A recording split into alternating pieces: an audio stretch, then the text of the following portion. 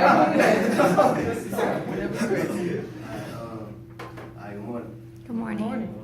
The person I'm introducing is my cousin, Mingo Davis. Mingo, that's what we called him. He was hardened by many difficult experiences he was put through. His neighborhood, known for drug and violence, was a place feared by the general population. To outsiders, it was a jungle. To residents, it was life. Knowing what my cousin has been through, and now it's too late for him to turn back, inspired me not to keep heading down the wrong road if you don't want to deal with the consequences. Gangs are a violent reality that people have to deal with in today's cities. Why do kids feel like being in gangs is both an acceptable and prestigious way to live? I would say peer pressure. If friends or family members are in a gang, kids may be pressured to join a gang.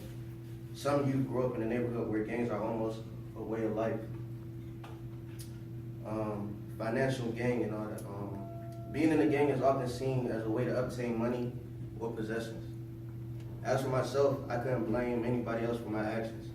I grew up in a decent household. My father was gone. My mother did the best she could, and I lived in a rough environment. I have been through a lot to end up where I'm in now. It's a blessing. All right. A little about Mingo.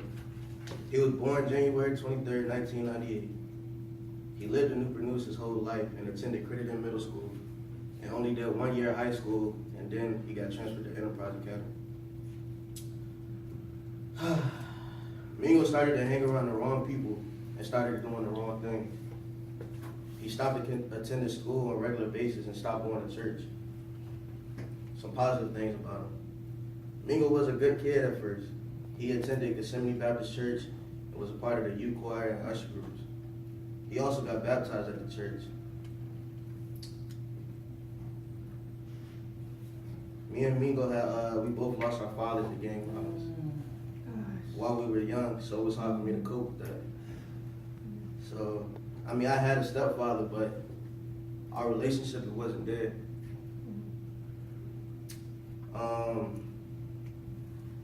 Mingo, that dude, he was like my cousin. He was my cousin, but we was more like brothers, like best friends. We were both locked up together till I got switched to Post D, and I had to finish my time. He had got out.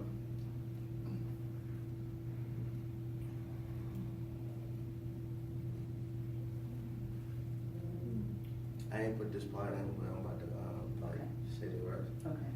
And in April of my junior year, it was like a couple months I've been off for like 2 months, and we were at a little party.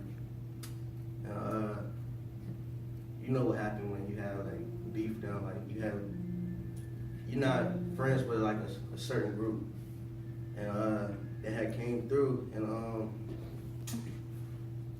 it took Mingo. The girl right here, that's little Jada, she had got shot in her head. She was dead on the scene. And just that night, being able to deal with it, Mingo was he was laying in front of the garage door. He was just crying out for his moments. Some crazy, it was crazy. And that messed my head up for the rest of my life. You feel me?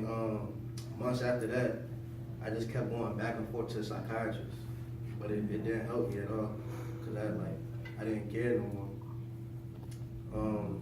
I still have my in-home counselor, and she'll come help me with my depression and help me not wanting to be able to retaliate. I wouldn't say justice was served, but the dude, he did it, he's no longer here. So that made me feel a little good about myself, helped me feel better. My conclusion is, my senior year, I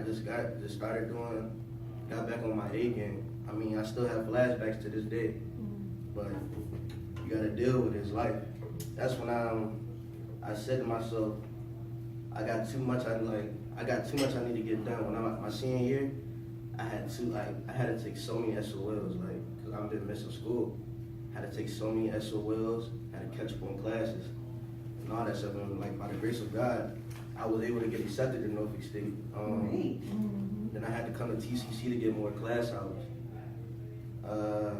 I'm truly proud of myself and what I can do. And I just like my life is now. Thank you.